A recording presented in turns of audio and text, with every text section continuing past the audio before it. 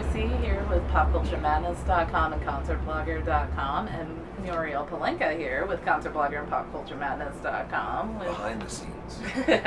Yes. With Andy. Are you going to mention the Muppet that's also on top of the camera right now? Yeah. For you guys can't see, but there's a full-size Muppet puppet on top of the camera. If you were going to name him, what would you name him? Scruffy.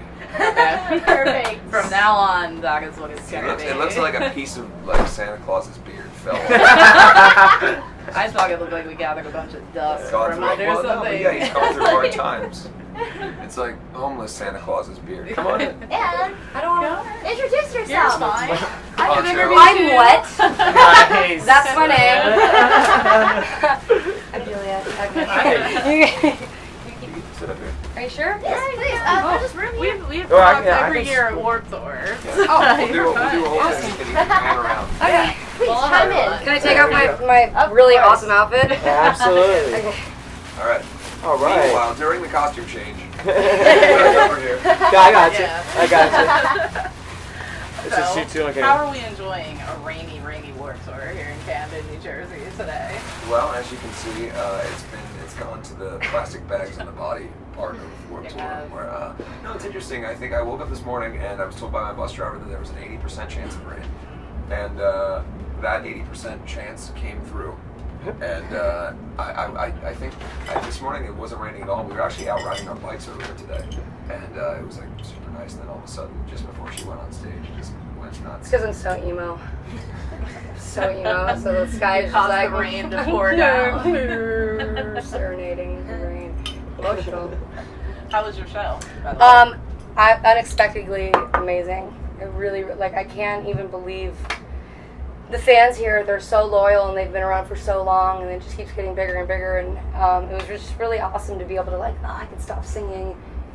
You could hear the crowd singing along with you, and it was just like,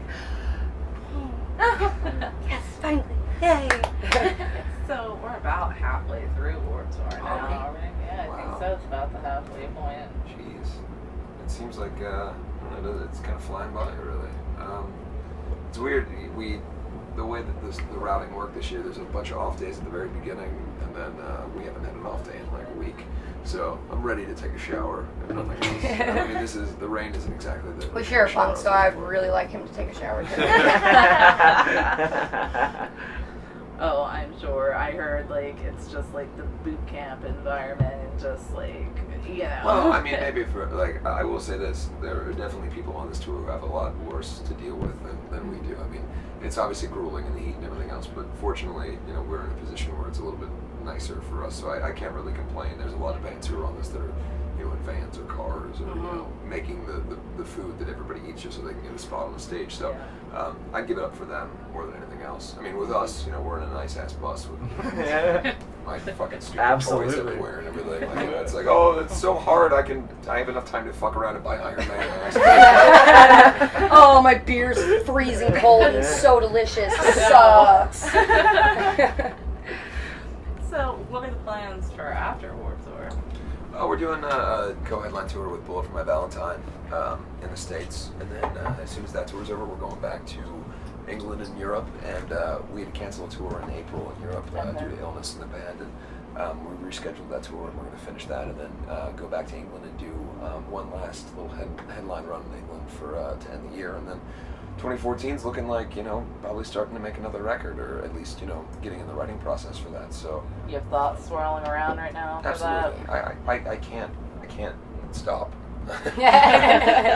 I thought it would be possible to let this record breathe for a while, and we have, but I want to go back in and make a better album. I love what we did with Wretched Divine, but I think we can do even better. So, and we like writing music, and I think it's important for bands to give their fans music when they want it. Some bands kind of rest on their druthers and they go, okay, we made this album and we love it. Let's go grow beards and sit in a log cabin and talk about how great we are.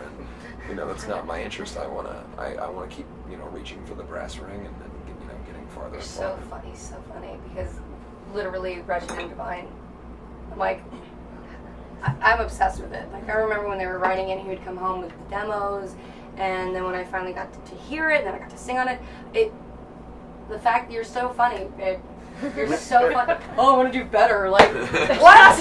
It's a masterpiece. Like, are you kidding me? And there are plenty of other people that share that same mindset. That's why I have to wonder, like, I'm like, where, oh where my do gosh. you go from there? You know what I Masterpiece mean? Part 2. Yeah. Nice. Is there any clues you can give us of maybe where the mindset is right now, or is it just Yeah, kind of in road mode right now? I think I'd like to go down the route of making another, at least have a loose concept towards the album. We're not going to make a sequel to Wretched Divine. I think that Okay. musically, I don't think that that's where the band really wants to go, is to do another one of those. But I think it would be cool to keep in the vein of a kind of storied album and having a cohesive story that runs through. And I have a story that I've told a few people about that I think would be a really cool way to go. And I'm excited. The whole idea is, we want to do something that is, I guess, important to how we feel. And if I can't find an idea that is intrinsically important to how we feel, then it's not worth doing. So I think I have something that's it hits a nerve with how we are as people, and lyrically for me, something I'd like to write about. Yeah, that's awesome, and I think it was great that you guys managed to, in 2013, release a concept album, especially with the way the industry is. With it seems like we're trapped in a singles market, and people are forgetting the album artwork and the lyrics on the inside and all that type of stuff. They're not getting the whole We've always been a package. band we've sold more physical copies of records than we have digital. Always have. And that's such an amazing Also, achievement. I think it's just our fan right base. now. They like to see. And we also like to give them a package. There's posters and art and things that we did the art show in Los Angeles, and it's still up. And if anybody's in the LA area, you can go and see artwork from all the years of the band.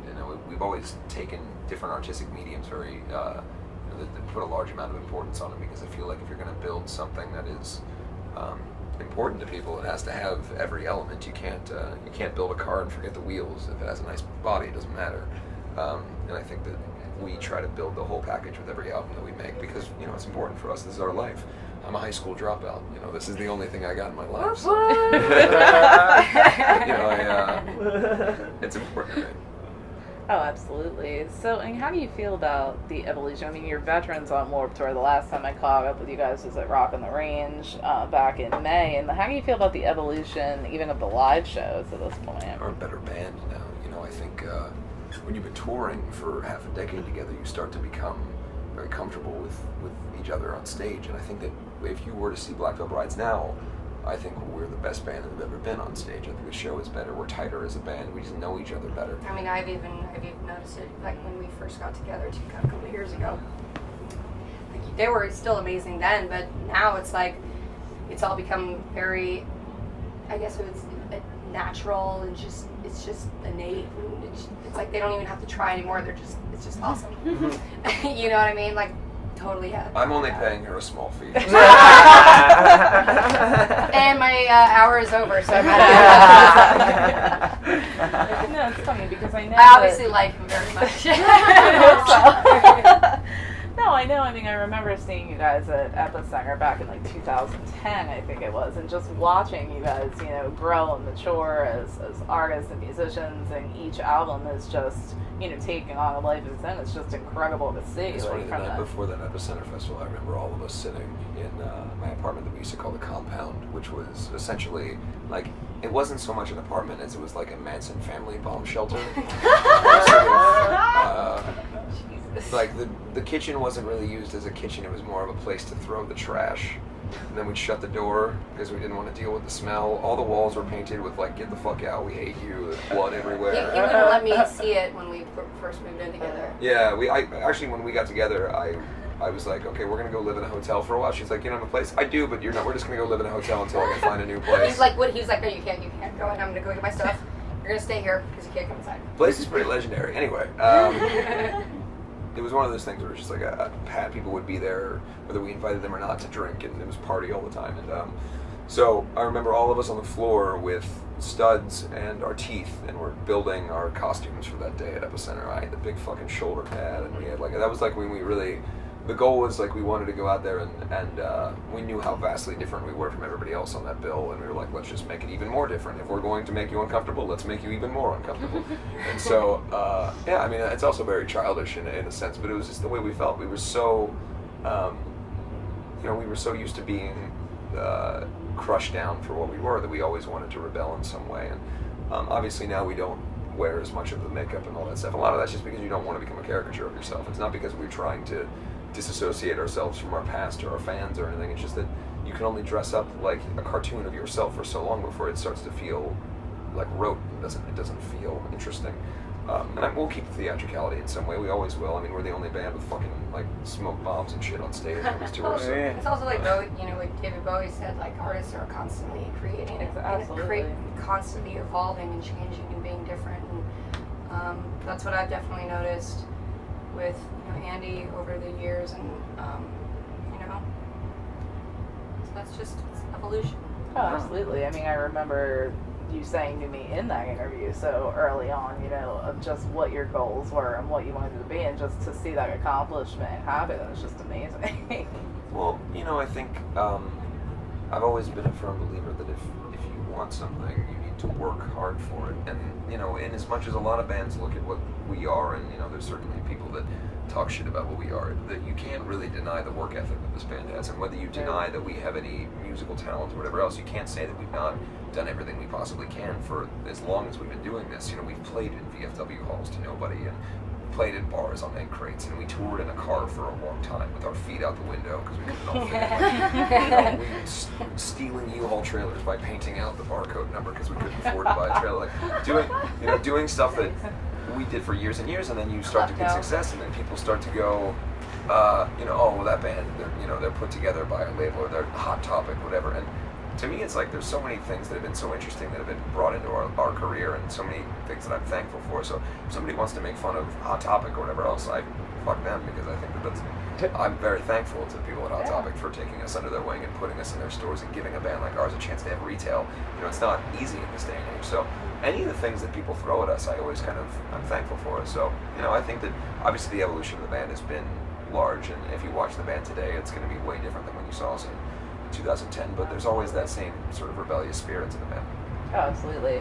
Well, we did have a few fans submitted questions from the Facebook page, Andy Birasak's Paper Diet on Facebook. And let's just pick one or two.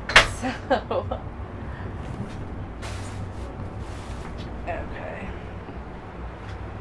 Okay. There's always one point in our lives where we get a spark and realize what we want to do. When did you realize that music was your passion? Was there anything that sparked that realization? And that was by Featherface, Deandra Leo. I don't know, it was kind of always what I wanted to do. In a large way, it was my favorite thing ever. It was like from the time I was a little kid, I saw pictures of Kiss and stuff, and it was what I wanted. And I think a lot of people feel that way. I know that Juliet feels the same way, that it's all she ever wanted to do. What? So, music.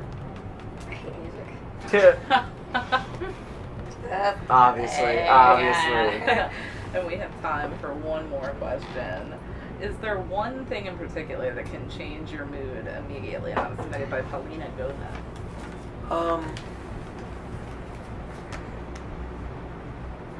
I really like chicken wings. Wait, what was that question? Is there one thing in particular that can change your mood immediately? Honestly, absolutely. I thought you said something about Selena Gomez. I don't know why. It was submitted by Selena Gomez. Oh. Paulina Gomez. Oh, I was like, wow, babe, you're going places. I wish I had Selena submitting questions to me. No, I think, obviously the person that you're with can change your mood considerably, both positive and negative. Oh, that's very sweet. Devil horns, that obviously. I don't know, I'm a musician. I go on stage and I'm an entertainer, so if the audience is reacting to me, that'll always put me in a better mood. Awesome. Well, Emily, thank you so much for joining me here at Warped 50 Minutes. It was always a pleasure to Thank you for catch joining up me with you in my and box. Juliet as well. Of It was a course, pleasure. the impromptu, just crashing of the inner. No, it's awesome. It's so much fun. Oh no, definitely awesome. And yeah, definitely keep us posted. Super pumped.